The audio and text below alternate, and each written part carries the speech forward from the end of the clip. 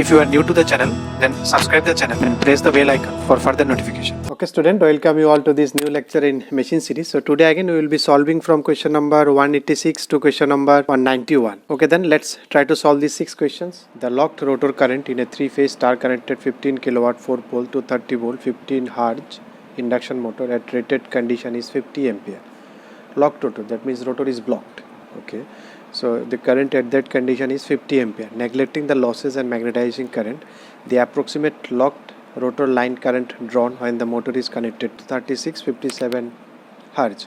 So neglecting losses means you can neglect that resistance part, and losses are in resistances, and magnetizing currents, that is that current. So if you come to your approximate model, this was the magnetizing branch, this is R, this is stator R, stator X, rotor X, then rotor R2 by S. But in starting your S is equal to 1. It's not starting because you are locked rotor, so rotor is not rotating, so slip is still 1, so it is R2, but you are neglecting that losses, so these two will neglect, this also will neglect. So whatever the current will be simply V by this X, and this X is directly proportional to frequency. So you see your I is equal to E2 by X, or X is directly proportional to F. That means you can say I1 by I2 will be equal to U1 by, that is E2 1 by E2 second case, into inversely proportional to X. So X is directly proportional to X, that is instead of X you can write F also, it is proportional to, so it will be F2 by F. 50 by question mark 230 volt was the initial case, now you are applying 237. 50 was the initial case, now you are applying 57. So if you solve this one, you will find your I will be equal to 45 ampere, that is your option B. If you come to 187, what is leakage flux? Now you know what is leakage flux. Leakage flux is that flux, suppose in case of transformer whatever, in induction motor, okay, in induction motor it is stator, it is rotor, so there is an intended path for the flux to flow. There are stator winding, there are rotor winding, so you want that flux should flow from this, in this air gap between these two, so that it links the stator and rotor. That is my intended path. Now some of the flux don't pass through this air gap. What they do, so they just don't passing, they go this one and then cross this one, so they just link their own winding. It will be best shown in case of transformer. Suppose if I can, induction motor you can think of transformer only, rotating transformer. So this is your stator, suppose this is, so this is the intending path through which the flux should pass. This is the air gap. So the flux, majority of flux goes through, but some of the flux doesn't goes through this, it leaks from this and it comes, it shorten this part. Doesn't link both the winding, but it should link always winding. It will always link one winding because it starts from one winding and it should come back. Because it is a closed path, so it will again come, it will come out of north and it should return to south. So it is the flux that leaks through the machine. No, it is not leaking through the machine, it is not coming out, it is actually not going to the intended path. That is the idea. Flux that links both stator and winding, that is the original flux, that is not leakage flux. 95%, 98%, 99% is the normal, that flux only. Flux that links none of these winding, no, it is linking its own winding. So flux that links the stator or the rotor winding, but not both. So it is linked only with stator, only with rotor, it is not linking both. We need linking of both, that is our required, but that is not doing that, so that's why it is known as leakage flux. That is option D.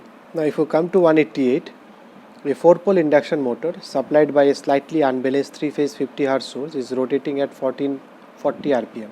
The electrical frequency in Hz of the induced negative sequence current in the rotor. Okay. So in case of negative sequence current, so think about negative sequence component. This is your stator and this is your rotor. So rotor itself rotating at 1440.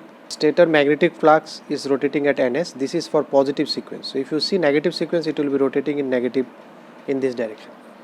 So positive sequence, it is rotating at ns, it is rotating at nr. Ns is equal to here 120 into f by 50 by 4, that is 1500.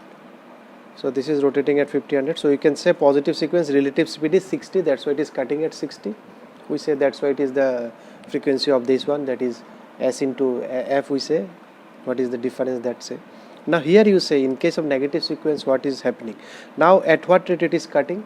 Now it is cutting, your motor is rotating in this way, so winding is cutting in terms of negative sequence. It is rotating 1500 this direction, it is rotating 1400.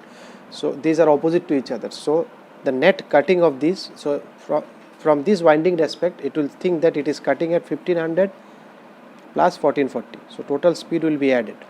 And here in case of positive sequence it was 1500 minus 1440 because both are moving in the same direction, so relative speed is minus. If they are moving in opposite direction, so the relative speed is plus, so it is cutting at more higher speed. So it is 2940 rpm. So how much percentage 2940 is of 1500? It is 1.96 time, so frequency will also be 1.96 times, so your frequency will be 1.96 time of original frequency is 50, so it will be 48 hertz. It can be also shown in this way. Generally it is written as negative sequence is done in 2 minus s. S is because it is slipping, 2 is it should be 1500 plus 1500, if it is rotating at 1500, 3000, so 3000 minus that slip. So normally it is written in this way. So you can apply that one also. S is equal to 0.04 you will get, so 1 minus 0.04 will also give you 1.96 into 50, that will also give you 98. So that's why 98 is the answer, that is your option B. If you come to 189, a 8 pole 3 phase 50 Hz induction motor is operating at a speed of 700 rpm. The frequency of the rotor current of the motor. I think you can easily do it. So what will be slip? What is NS here? 120 into 50 by 8, that is 750. So what is slip? 750 minus 700 they have given, divided by 750. If you do it is 1 by 15. So the frequency, rotor frequency, you know FR is equal to S into F. So it will be 1 by 15 into what is F? 50. So this will be 3.33 Hz. So that is your answer. Now if you come to 190, a 3 phase 50 Hz 6 pole induction machine has a rotor resistance of this, reactance of this. Neglect the voltage drop in stator and assume that the rotor resistance is constant. Given that a full load slip of 3%, the ratio of the maximum torque to full load torque. Now you can write this ratio T max by T full load. Then you have put all this formula. What is the formula for T max? If you are writing in okay, let me write it in 60. If I am putting 60, then means NS is in RPM. That's why I am converting it into RPS. That should be radian per second. 2 pi is already taking it to radian consideration. Because S max, so it is S max E2 square. In case of T max, what happens? R2 becomes S max into X20. So you can write it R2 square plus this square is again R2 square. So it becomes 2 R2 square into R2 T max. This into, if you write TFL, then it will be inverse, that is 2 pi NS by 3 into 60. And now it will be SFL into E2 square, and it will be R2 square plus SF full load square into X20 square into 1 by R2. Now if you put all these, then these will get cancelled. These, everything will get cancelled. Finally you are left with what is SM. Let me calculate your SM. So SM is, because your R2 and X2 are given to you, so this one if you apply R2 is equal to 0.92. If you calculate, you will find your SM is equal to 0.1087. So you put all these in this here. This is SM, that is 0.1087.